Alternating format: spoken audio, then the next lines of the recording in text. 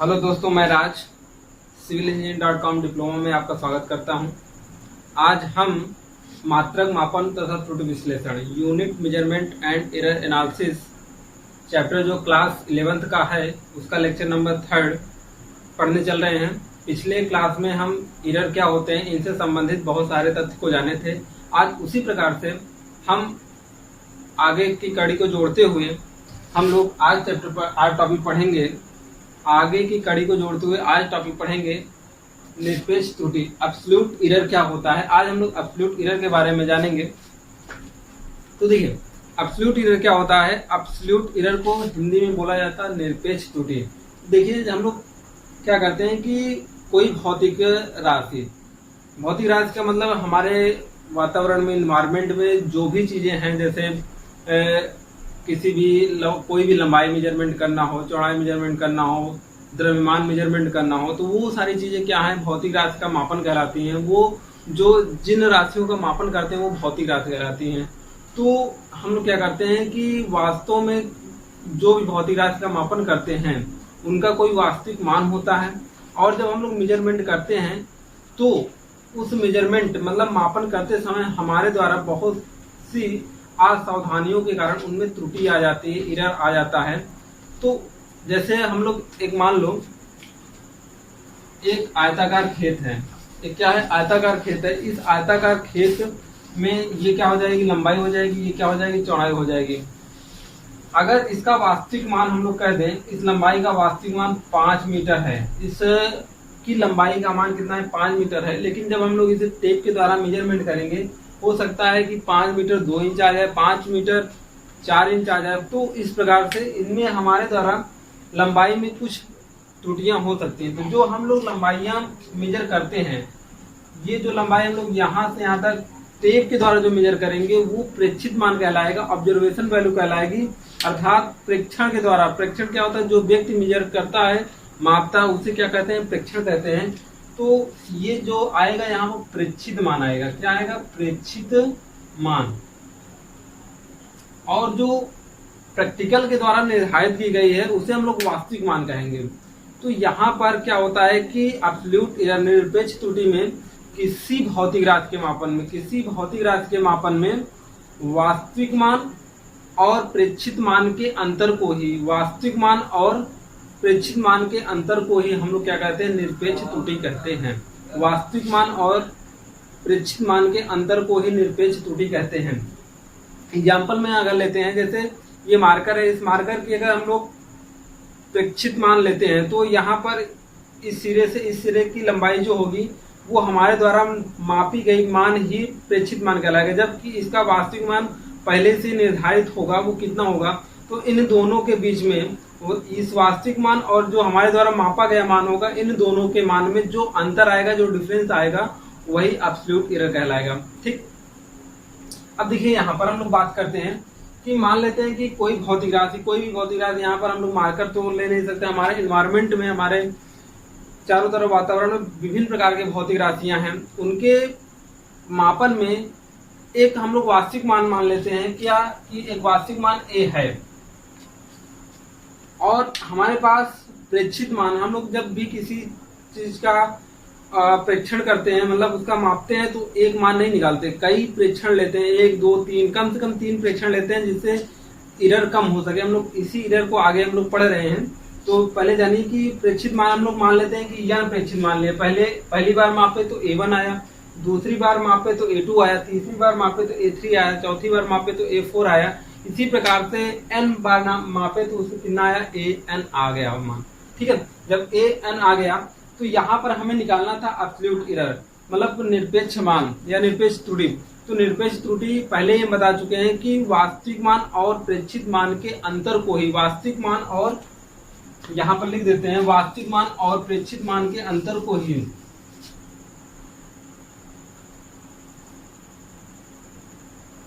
निरपेक्ष त्रुटि,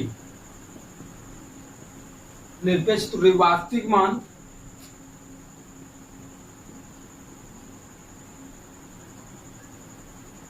और प्रेक्षित मान के अंतर को ही प्रेक्षित मान के अंतर को हम लोग क्या कहते हैं, निरपेक्ष त्रुटि कहते हैं। तो यहाँ पर डिफरेंस का सिंबल लगा हुआ है, ना कि माइनस का। तो इनमें से जो वास्तविक मान अधिक होगा तो उनमें से प्रेक्षित मान को घटा लेंगे, या प्रेक्षित मान अधिक होगा तो उनमें से वास्तविक मान को घटा लेंगे। अर्थात हमें जो त्रुटि चाहिए सदैव, जो निरपेक्ष त्रुटि चाहिए वो सदैव को धनात्मक वैल्यू चाहिए, इसीलिए यहाँ पर डिफरेंस का सिंबल लगाया गया। ठीक है, तो अब देखिए हमारे पास वास्तविक मान अगर देखा जाए तो ए है, और यहाँ पर प्रेक्षित मान हमारे पास कई हैं। तो यहाँ पर हमारे पास निरपेक्ष मान भी कई आएंगे। जैसे मान लेते हैं कि पहला जो हम लोग प्रेक्षित मान निकाले थे, इसके द्वारा क्या लेते हैं, इसके द्वारा यहाँ पर निरपेक्ष मान आएगा डेल्टा A1 वास्तविक मान माइनस प्रेक्षित मान, डेल्टा A2 वास्तविक मान माइनस A2, मतलब ये दूसरा प्रेक्षित मान होगा। इसी प्रकार से यहाँ पर डेल्टा A3 ये तीसरा निरपेक्षित मान है, यहाँ पर निरपेक्ष त्रुटि है, तो वास्तविक मान माइनस तीसरा जो है हमारा प्रेक्षित मान आएगा। इसी प्रकार से डेल्टा AN लास्ट जो हम लोगों का निरपेक्ष त्रुटि आएगा, वास्तविक मान माइनस लास्ट प्रेक्षित मान आएगा, मतलब N वाला। इस प्रकार से हम लोग निरपेक्ष त्रुटि की गणना करते हैं। ठीक है, अगला टॉपिक हम लोगों का है माध्य निरपेक्ष त्रुटि। माध्य निरपेक्ष त्रुटि जो है किसी भौतिक राशि के मापन में क्या है कि किसी भौतिक राशि के मापन में निरपेक्ष त्रुटि। देखिए पहले कक्षा 10 में हम लोग समांतर माध्य के बारे में पढ़ चुके थे, तो कि वहां पर क्या होता था कि कई मान आते थे और उन लोगों सभी को जोड़कर और जितने मान होते थे उसी से डिवाइड कर देते थे, तो वो समांतर माध्य हमारा निकल जाता था। इसी प्रकार से यहाँ पर भी हमारे यहाँ पर निरपेक्ष त्रुटि में कई मान प्राप्त हैं, यहाँ पर 1 2 3 कई n मान तक प्राप्त हैं। तो उसी प्रकार से यहाँ पर जब हम लोग माध्य निरपेक्ष त्रुटि निकालते हैं, मीन एब्सोल्यूट एरर निकालते हैं, तो भौतिक राशि के मापन में, इसमें भौतिक राशि के मापन में निरपेक्ष त्रुटि का समांतर माध्य ही, निरपेक्ष त्रुटि किसका, ये जो निरपेक्ष त्रुटि निकाले थे इसी का समांतर माध्य है। निरपेक्ष त्रुटि का समांतर माध्य ही क्या कहलाता है, माध्य निरपेक्ष त्रुटि कहलाता है। तो ये क्या हुआ कि माध्य निरपेक्ष त्रुटि को हम लोग डेल्टा ए से डिनोट करते हैं, और यहाँ डेल्टा ए के ऊपर बार लगाते हैं। Delta A bar equal to mod of delta A1 plus mod of delta A2 plus mod of a delta 3 up to delta AN तक, और डिवाइड बाई जितने कितने हमारे पास प्रेक्षण थे यानी से डिवाइड कर दिए। तो इस प्रकार से हमारा यहाँ पर क्या मान आता है, ये माध्य निरपेक्ष त्रुटि आ जाता है। इसको हम लोग अगर संक्षिप्त फॉर्म में लिखना चाहते हैं तो delta A bar equal to आ जाएगा summation of delta a i where the i equal to 1 i equal to n, i equal to 1 से स्टार्ट करके आई इक्वल टू n तक हम लोग इसे फॉलो करेंगे। तो ये संक्षिप्त फॉर्म होता है, ये हमें याद करने की आवश्यकता नहीं है, कैलकुलेशन में हम लोग ये चीज रखते हैं, तो ये हम लोग याद करेंगे। अब बात आती है कि यहाँ पर हम लोग मॉड क्यों लगाए हैं। देखिए जब हम लोग प्रेक्षित त्रुटि निकालते हैं तो प्रेक्षित त्रुटि में वास्तविक मान होता है, एक प्रेक्षित मान होता है, और ये जो वास्तविक मान होता है ये ज्यादा भी हो सकता है और कम भी हो सकता है प्रेक्षित मान से। तो जब सब्ट्रैक्ट करते हैं, घटाते हैं, तो उन दोनों में उन यहाँ पर कभी वैल्यू निगेटिव भी आ सकती है और पॉजिटिव भी आ सकती है।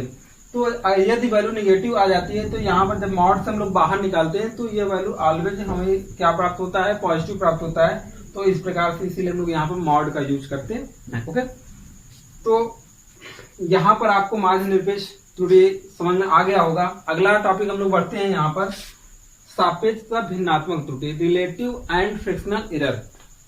देखिए यहाँ पर हम लोग अब ज्ञात कर चुके हैं क्या, माध्य निरपेक्ष त्रुटि। तो किसी भौतिक राशि के मापन में, किसी भौतिक राशि के मापन में माध्य निरपेक्ष त्रुटि और वास्तविक मान के अनुपात को ही क्या कि माध्य निरपेक्ष त्रुटि और वास्तविक मान क्या था हमारा ए है, वास्तविक मान के अनुपात को ही भिन्नात्मक त्रुटि कहते हैं। यहाँ पर देखिए भिन्नात्मक त्रुटि का हम लोग यहाँ पर आर से डिनोट करते हैं, आर इक्वल टू आता है डेल्टा ए बार, ये क्या है हमारा मीन एब्सोल्यूट एरर, माध्य निरपेक्ष त्रुटि। माध्य निरपेक्ष त्रुटि और वास्तविक मान के अनुपात को ही हम लोग क्या कहते हैं, भिन्नात्मक त्रुटि कहते हैं। तो यहाँ पर सापेक्ष या भिन्नात्मक त्रुटि कहते हैं r equal to delta A bar equal upon a. तो माध्य निरपेक्ष त्रुटि तथा वास्तविक मान के अनुपात को ही क्या कहते हैं हम लोग, भिन्नात्मक त्रुटि कहते हैं।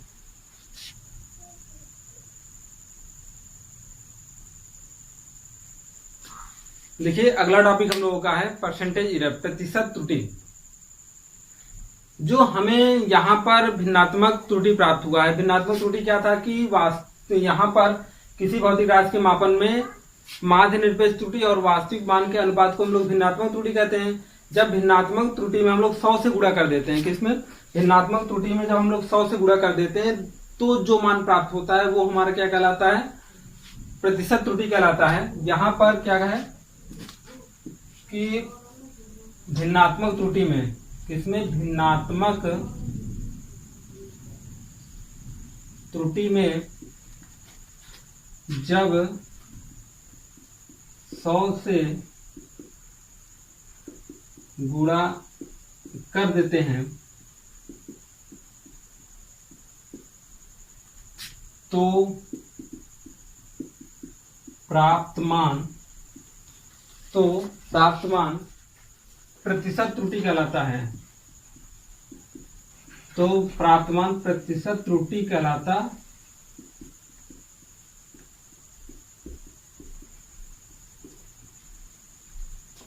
तो परसेंटेज या प्रतिशत त्रुटि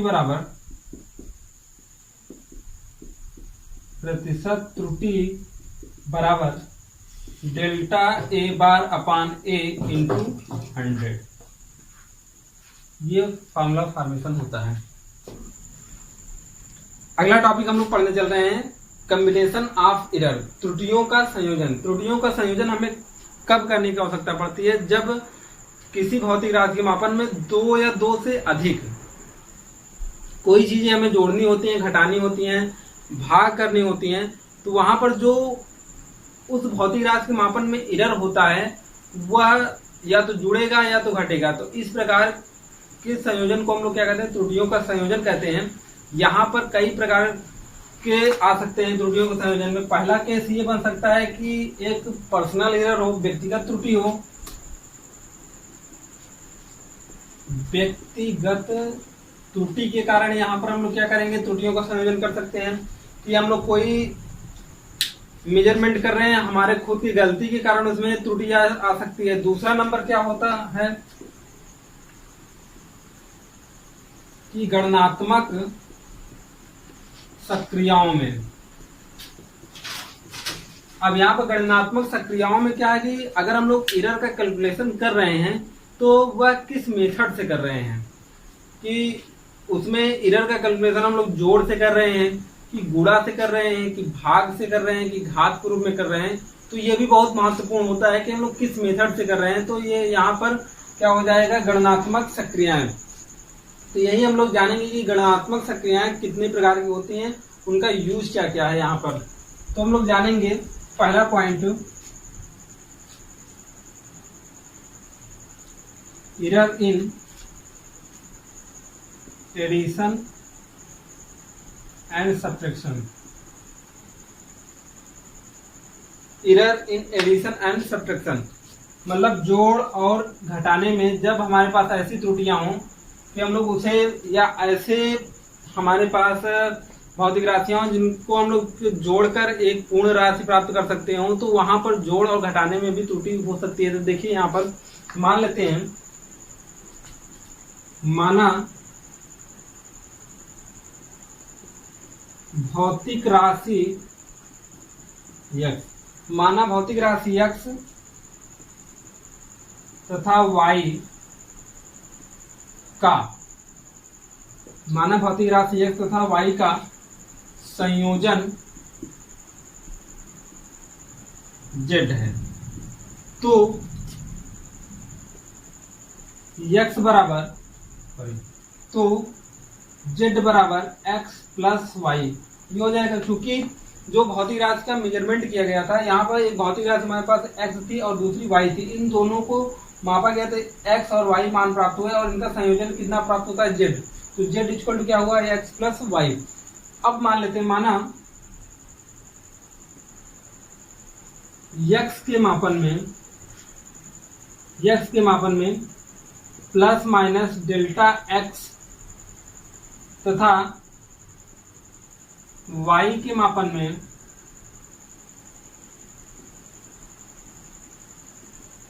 प्लस माइनस डेल्टा y तथा z के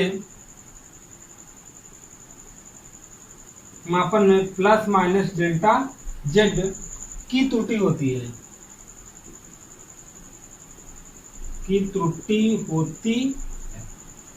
मतलब कि अगर हम लोग भौतिक राशि x को जब मेजरमेंट किए थे तो वहां पर प्लस माइनस डेल्टा x, मतलब जो त्रुटि होगी वो पॉजिटिव भी हो सकती है और नेगेटिव भी हो सकती है। इसलिए यहाँ पर हम लोग दोनों लिए हैं, एक प्लस लिया गया एक माइनस लिया गया, प्लस माइनस डेल्टा x तथा y के मापन में प्लस माइनस डेल्टा y, और टोटल जब इसका जेड निकाला गया तो उनमें जो टोटल एरर आया वो प्लस माइनस डेल्टा जेड त्रुटि हुई। तो इसे हम लोग ऐसा भी लिख सकते हैं। तो यहाँ पर इसे यहाँ से देखेंगे Z plus minus delta Z equal to X plus minus delta X plus Y plus minus delta Y, ऐसा कर सकते हैं। अब देखिए यहां पर z plus minus delta Z equal to X plus Y, और ये प्लस माइनस डेल्टा एक्स और प्लस माइनस डेल्टा वाई, ऐसा भी हो सकता है कि z plus minus delta Z, ये तो सेम टॉपिक यही रहा हमारा, लेकिन ये x प्लस वाई पहले कर लिया और delta x plus delta Y ऐसा कर दिया। अब देखिए x plus Y equal to Z लिखा जा सकता है यहाँ पर, तो ऐसा भी लिख सकते हैं z equal to Z plus minus delta Z equal to, यहाँ पर हम लोग क्या कर देंगे z, कहाँ x plus Y equal to Z से, और ये plus minus delta x plus minus delta Y, तो ये क्या हो जाएगा z से z क्या हो जाएगा कैंसिल हो जाएगा, और फाइनली जो मान आएगा हमारे पास delta z equal to delta x plus delta y, और ये जो एरर आएगा वो कैसा होगा, अधिकतम एरर होगा। तो आपको error in addition and subtraction, मतलब जोड़ में, अभी तक तो हम लोग जो बात किए थे वो जोड़ में है, जोड़ में आपको कैसे कैलकुलेशन करना होगा एरर का ये हमको पता चल गया। यहाँ पर हम लोग बेसिक सा एक न्यूमेरिकल देखेंगे, सिंपल सा। मान लेते हैं, माना एक रॉड की लंबाई 10 मीटर है, एक रॉड की लंबाई कितना है 10 मीटर है। 5 मीटर की लंबाई जब मेजर किया गया तो इसमें कितने की एरर आई, 3 सेंटीमीटर का एरर आ गया। दूसरी बार जब 5 मीटर की लंबाई का मेजरमेंट किया गया तो इसमें 4 सेंटीमीटर का एरर आ गया।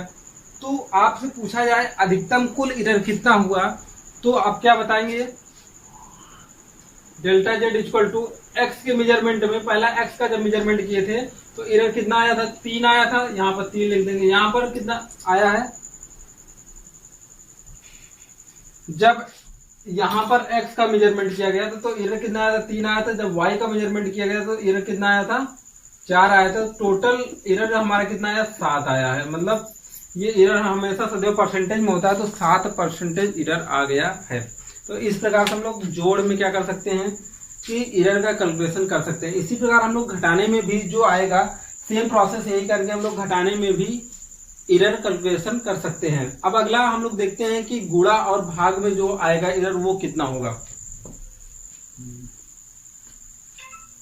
तो देखिए अगला जो है एरर, हम लोग कॉम्बिनेशन ऑफ एरर में जो टॉपिक पढ़ने वाले हैं वो error in multiplication and division है। अभी हम लोग error in addition and subtraction में पढ़े थे कि भौतिक राशि हम लोगों ने क्या लिया था, एक x लिया था, एक y लिया था, और उनका टोटल कितना आया था z। तो यहाँ पर भी हम लोग एक भौतिक राशि x लेते हैं और एक भौतिक राशि y लेते हैं, और इनका टोटल मल्टीप्लाई कितना आता है z। अच्छा, यहाँ पर दोनों को मल्टीप्लाई करने की कब आवश्यकता पड़ती है, जैसे हम लोग बात करें कि एक लंबाई हमने x माना, दूसरी चौड़ाई हमने y मान लिया, और अगर हमने किसी एरिया का कैलकुलेशन करना है तो एरिया के कैलकुलेशन करने में टोटल दोनों का जब हम लोग लंबाई और चौड़ाई से मल्टीप्लाई करेंगे तभी एरिया आएगा। अर्थात यहाँ पर जैसे हम लोग एक आयत है, आयत की लंबाई हमने मान लिया x और चौड़ाई मान लिया y, तो एरिया यहाँ पर हमको जो एरिया ये चाहिए तो एरिया मान लेते हैं z आएगा, तो z equal to x into जब y करेंगे तभी तो आएगा।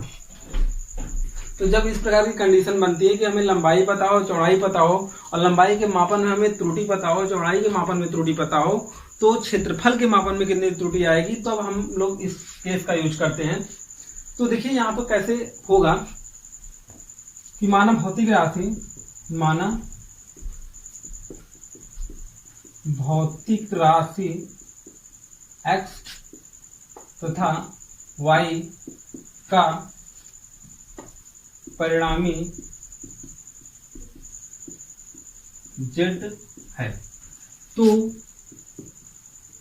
z equal to X into क्या हो जाएगा y, सेम y लेंगे। तो यहाँ पर अगर x में इरर कितना आ रहा है डेल्टा x, और y में इरर कितना आ रहा है प्लस माइनस डेल्टा y, और z में इरर आ रहा है प्लस माइनस डेल्टा z, तो यहाँ पर ऐसे लिख सकते हैं plus minus delta z equal to X plus minus delta x into Y plus minus delta y। ऐसा हो सकता है। जब ऐसा हो सकता है तो हम लोग एक बात इसे हम लोग मल्टीप्लाई करके ऐसे निकालेंगे z plus minus delta z equal to, इसे मल्टीप्लाई करेंगे एक्स वाई प्लस इसका इसमें मल्टीप्लाई करेंगे डेल्टा वाई, इसका इसमें मल्टीप्लाई करेंगे plus minus Y into delta X plus minus delta X into delta Y. ऐसा हुआ। अब देखिए यहाँ पर एक्स वाई का स्थान पर जेड रखा जा सकता है, तो वैल्यू पुट करते हैं Z plus minus delta Z equal to यहाँ पर जेड हुआ। अब देखिए plus minus X into delta Y plus minus Y into delta X. अब देखिए यहाँ पर इरर जो होती है बहुत माइन्यूट होती है, बहुत कम होती है, तो जब किन्हीं एक यह भी बहुत छोटी राशि है और ये भी छोटी राशि है, जब दो छोटी राशियों का मल्टीप्लाई किया जाता है तो वो और भी छोटी राशि बन जाती है। तो ये किसके बराबर मान लेते हैं, ये नगण्य जीरो के बराबर मान लेते हैं। तो यहाँ पर ये वैल्यू क्या हो जाएगी, जीरो हो जाएगी। तो ये मान इतना आया, और ये जेड से जेड क्या हो जाएगा, कैंसिल हो जाएगा। तो delta Z equal to X into delta Y plus minus Y into delta X. अब हम लोग दोनों पक्षों में क्या करते हैं कि जेड से भाग दे देते हैं, दोनों पक्षों में क्या करते हैं जेड से भाग दे देते हैं। तो दोनों पक्षों में जब जेड से भाग देते हैं तो यहाँ पर भी जेड आएगा और यहाँ पर भी क्या आएगा, जेड आएगा। ऐसा करने से इसके मान में कोई परिवर्तन नहीं होगा। जब इसके मान में कोई ऐसा परिवर्तन नहीं होगा तो देखिए यहाँ पर तो सेम ऐसा है, लेकिन इसके स्थान पर एक्स इंटू डेल्टा वाई अपान ये क्या हो जाएगा एक्स वाई, चूंकि जेड का मान कितना है एक्स वाई है, plus minus Y into delta x upon x y. तो यहाँ से देखिए ये एक्स एक्स कैंसिल हो जाएगा, ये वाई से वाई कैंसिल हो जाएगा। तो फाइनली इसका मान हम लोग जो लिखेंगे वो क्या लिखेंगे, delta Z upon Z equal to delta x upon X. देखिए यहाँ पर वैल्यू जब हम लोग मैक्सिमम लेंगे तो ये क्या आ जाएगा, डेल्टा वाई अपान वाई आ जाएगा, और ये क्या आ जाएगा, मैक्स हो जाएगा, सबसे अधिकतम मान ये होगा। तो इस प्रकार से हम लोग क्या कर सकते हैं, जब राशि हमारे पास गुणा में हो तब हम लोग इस प्रकार का यूज करके उनका अधिकतम मान या अधिकतम त्रुटि ज्ञात कर सकते हैं। इसी प्रकार से हम लोग गुणा में भी होगा तो यहाँ पर ये चीजें क्या, सॉरी जब भाग में होगा तो ये चीजें क्या हो जाएंगी, भाग में हम लोग कर सकते हैं, और भाग में करेंगे तब भी मान हमारा यही प्राप्त होगा। तो भाग के लिए भी यही सही होगा और गुणा के लिए भी यही सही होगा। एक हमारा इसमें टॉपिक और बचता है, वो क्या होगा कि अगर हमारे पास राशियां घात में होंगी तो क्या होगा। तो आइए हम लोग उसे भी कवर कर लेते हैं। तो अगला जो हम लोगों का है गणितीय सक्रियाओं में अगली त्रुटि जो हम लोग पढ़ने वाले हैं, पावर में अगर कोई हमारे पास ऐसी मतलब कि कॉम्बिनेशन एरर हो कि घात के रूप में, जब कॉम्बिनेशन एरर हमारे पास जो संयोजक त्रुटि होगी अगर हमारे पास घात के रूप में होगा तो हम लोग कैसे करते हैं, जैसे मान लो कि एक ऐसा यहाँ पर आ जाए कि z equal to X power m, कितना जाए z equal to X power m। तो इसका हम लोग एरर जब निकालेंगे तो यहाँ पर तो सामान्यतः इसे सॉल्व कर नहीं सकते, तो दोनों पक्षों में क्या कर लेते हैं, लॉग ले लेते हैं। दोनों पक्षों में क्या लेने को, लॉग लेने और जब दोनों पक्षों में हम लोग इसे लॉग लेते हैं तो ये क्या हो जाएगा, log z equal to log X power m। और यहाँ पर जो फॉर्मूला होता है एक्स पावर m होता है तो m आगे आ जाता है, तो log z equal to m log x। तो अब यहाँ पर लोग दोनों पक्षों का आंशिक अवकलन करते हैं, तो आंशिक अवकलन जब करते हैं तो डेल्टा जेड अपान जेड आएगा, ये डेल्टा एक्स अपान एक्स आएगा। तो इस प्रकार से हम लोग इसमें परसेंटेज मतलब जो हम लोग प्रतिशत त्रुटि निकालते थे सेम प्रश्न त्रुटि वही है, अगर जितने घात होता है उतने से क्या हो जाता है, मल्टीप्लाई इसमें हो जाता है। इस प्रकार से हम लोग एरर इन पावर फिजिकल क्वांटिटी में भी हम लोग इसे कैलकुलेशन कर सकते हैं। इतनी प्रकार से हमारे गणितीय क्रियाओं में मतलब त्रुटि की गणना करते समय इतने प्रकार से हमारे पास त्रुटियां हो सकती हैं, जो हम लोग खुद से कैलकुलेशन के माध्यम से त्रुटियां कर सकते हैं। तो उन त्रुटियों को मिनिमाइज करने का, कम से कम करने का ये तरीका था। और बाकी एक लास्ट लेक्चर आपका इस चैप्टर का बाकी रह जाता है, जो अगले लेक्चर में हम लोग ये पूरा का पूरा चैप्टर फिनिश हो जाएगा, और उसके साथ साथ यहाँ पर कुछ हम लोग अच्छे न्यूमेरिकल्स भी करेंगे। तब तक के लिए धन्यवाद।